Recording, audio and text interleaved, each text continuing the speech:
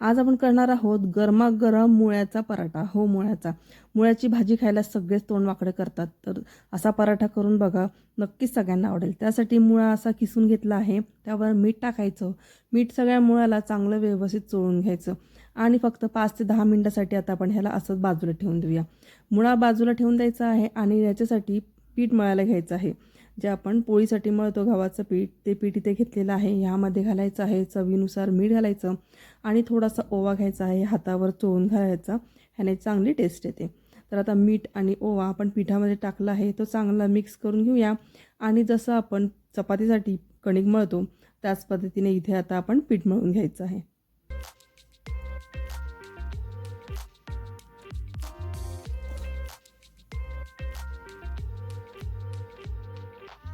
तर इथं आपलं पीठ मळून झालेलं आहे, बाजूला ठेवून देऊया. आता मुळा आपला 10 मिनटं मीठ लावून ठेवल्यानंतर हे बघा अशा प्रकारे ह्याला पाणी सुटतं आणि हे पाणी आपण अशा प्रकारे दाबून दाबून काढायचं. ह्याच्याने उग्रवास जो असतो ना मुळ्याचा, तो सगळा निघून जातो आणि मग मुळा खायला अतिशय चांगला लागतो. असं केलं ना तुम्ही, मुलांना कळणारसुद्धा नाही हा मुळ्याचा पराठा आहे आणि सगळे आवडीने खातील.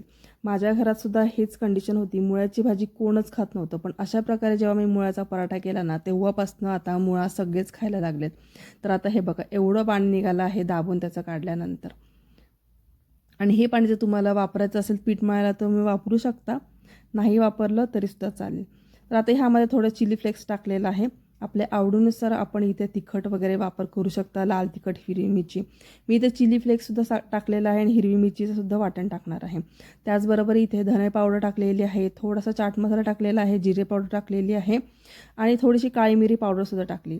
त्याचबरोबर इथे हळद टाकलेली आहे अगदी पाव चमचा, लाल तिखट टाकलेलं आहे एक अर्धा चमचाभर आणि इथे मुळ्याचे जे पाला असतं ना, तो पालासुद्धा मी बारीक कट करून घेतला आहे, तो टाकला. भरपूर कोथिंबीर टाकली आणि आता हिरवी मिरचीचं वाटण टाकलं आहे. हिरवी मिरची, थोडंसं आलं आणि लसूण घेतलं आहे, ते वाटून टाकलं. त्याचबरोबर थोडंसं इथे डाळीचं पीठ टाकलेलं आहे. आता पुन्हा यावर मीठ टाकायचं आहे आणि आता हे सगळं आपल्याला अलगद हाताने मिक्स करून घ्यायचं आहे. आपलं मिश्रण हे आता कोरडं आहे, कारण की आपण ह्याच्यातलं सगळं पाणी काढून घेतलेलं आहे. असं कोरडंच मिश्रण आपल्याला पाहिजे. हे बघा अगदी छान हलक्या हाताने सगळं मिक्स करून घ्यायचं व्यवस्थित. आता हे आपलं पराठ्याचं जे सारण आहे ना, ते आपलं इथे तयार झालेलं आहे. हे बघा आता हे आपण बाजूला ठेवून देऊया आणि लगेचच आता आपण आपला पराठा करायला घेऊया. तर आता कणिकसुद्धा आपली चांगली भिजलेली आहे, त्यातला गोळा काढून घेऊया. आणि इथे मी पराठ्याला लावायसाठी नेहमीच मी इथे तांदळाच्याच पिठीचा वापर करते. त्याने काय होतं, पराठा आपला वरनं मस्त खुसखुशीत असा तयार होतो आणि पराठा पोळपाटाला सुद्धा चिटकत नाही. त्यामुळे मी इथे तांदळाच्याच पिठीचा वापर करते. आता ह्यामध्ये भरपूर सारण टाकायचं आणि आता याचा गोळा करून घेऊया. सगळं जवळ करायचं. एक्स्ट्राचं पीठ असेल जास्तीचं गव्हाचं तर ते काढून टाकायचं आणि याचा गोळा करून घ्यायचा आणि आता पुन्हा तांदळाच्या पिठामध्ये हा गोळा बुडवून मस्तपैकी आता आपण ह्याचा पराठा लाटून घेऊया.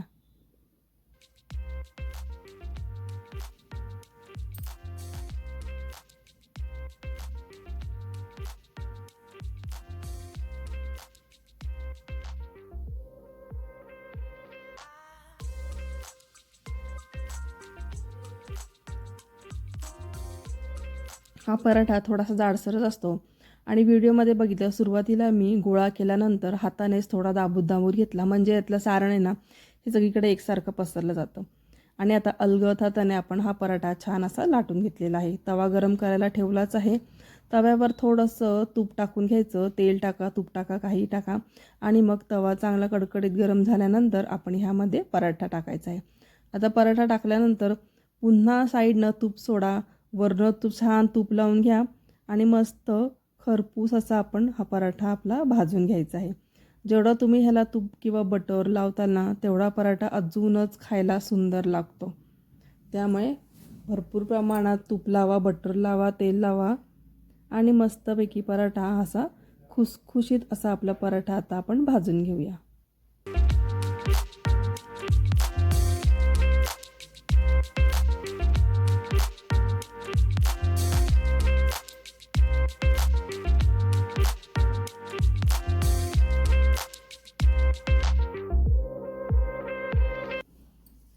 हे बघा, अतिशय छान आपला पराठा मस्तपैकी भाजून झालेला आहे.